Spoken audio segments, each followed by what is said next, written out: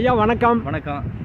எந்த ஊருந்து வந்திருக்கீங்க? உங்கள் பேர் என்ன? நான் கோவையிலிருந்து வந்திருக்கிறேன். சரி. பல்கலைக்கழகத்தில் பணிபுரிகிறோம். சரி. இந்த இடத்துக்கு பேர் கொடியம்பாளையம் அப்படின்னு பேர். சிதம்பரத்துலேருந்து ஒரு 15 கிலோமீட்டர் தொலைவில் இந்த பீச் அமைஞ்சிருக்குது. ஓ, 15 கிலோமீட்டர்லேயே இருக்கா பீச்சு? ஆமாம், ரொம்ப அற்புதமான இடம். சிதம்பரத்தை சுற்றி முழுவதும் கடலோர பகுதி அப்படிங்கிறதுனால இங்கே பிச்சாவரம் அப்படின்னு ஒரு பகுதி இருக்குது. அங்கே மேங்க்ரூவ் ஃபாரஸ்ட் இருக்குது, அலையாத்தி காடுகள்.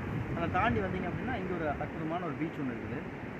சுனாமி வந்தப்போ கூட இந்த பகுதிகளை கடந்து இங்கேருந்து ஒரு 1 கிலோமீட்டர் வரைக்கும் இந்த தண்ணி வந்ததாக இங்கே இருக்கிற மீனவர்கள் மூலமாக ஒரு கேள்வி. இந்த பகுதியில் குழந்தைங்க கூட நிறைய குளிக்கிறத பார்ப்பீங்க. மற்ற கடல்கள் எல்லாம் அலை ஆரம்பிக்கிற இடத்துலேருந்தே ஆட ஆரம்பிச்சிடும். ஆனால் இந்த பகுதியில் ஒரு பெரிய சிறப்பு என்னென்னா, அலை வரும் பொழுது நடுவில் ஒரு பள்ளமும் அதுக்கப்புறமா ஒரு மேடுமான ஒரு பகுதியை அமைஞ்சிருக்கிறதுனால நிறைய குழந்தைங்களையும் கூட்டிகிட்டு வர்றாங்க. ஆழம் குறைவான பகுதி குளிக்கிறதுக்கு. கிட்டத்தட்ட ஒரு 15 மீட்டர் 20 மீட்டர் வரைக்கும் பெரிய ஆழம் இருக்காது. ஓரளவு பாதுகாப்பாக இங்கே இந்த இடத்துல மக்கள் குளிக்க முடியும். இங்கே போக்குவரத்து வசதி பற்றி சொல்லுங்களேன். இங்கே வர்றதுக்கு வசதிகள் இங்கேருந்து ஒரு நாளைக்கு ஒரு 1 hour 1 or 2 hours ஒரு தடவை பஸ் ஃபெசிலிட்டி இருந்துகிட்டே இருக்குது.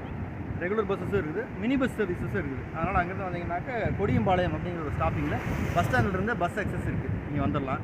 சாலை போக்குவரத்து ரொம்ப பிரமாதமாக இருக்குது. புதுசாக சாலைகள் போட்டுருக்குறாங்க. இந்த கொடியம்பாளையம் ஜங்ஷனுக்கு வந்தீங்கன்னா அந்த இடத்துல 2-3 கடைகள் இருக்குது. ஃப்ரெஷ்ஷாக மீன்கள் அங்கேயே சமைச்சு கொடுப்பாங்க. இந்த பகுதிக்கு இந்த மீன் சாப்பிட்டுட்டு இங்கே குளிச்சுட்டு கொஞ்சம் நேரம் ஃபேமிலியோட டைம் ஸ்பெண்ட் பண்ணிட்டு போகணுங்கிறதுக்காகவே இந்த பக்கம் வர்ற மக்களும் உண்டு. இருசக்கர வாகனத்தில் சிதம்பரத்துலேருந்து வந்தால் எவ்வளோ நேரம் எடுத்துக்கிறது? 15 நிமிஷத்துலேருந்து 25 நிமிஷம் வரைக்கும் ஆகும். Depends upon traffic. ஆனால் ரோடு நல்லாயிருக்கும். கம்ஃபர்ட்டாக ஒரு 20 நிமிஷத்தில் வந்து சேர்ந்துடலாம். இப்போ சிதம்பரத்தை சுற்றி இருக்கக்கூடிய பீச்சுகள் என்னென்ன இருக்குது? இது கொடியம்பாளையம்.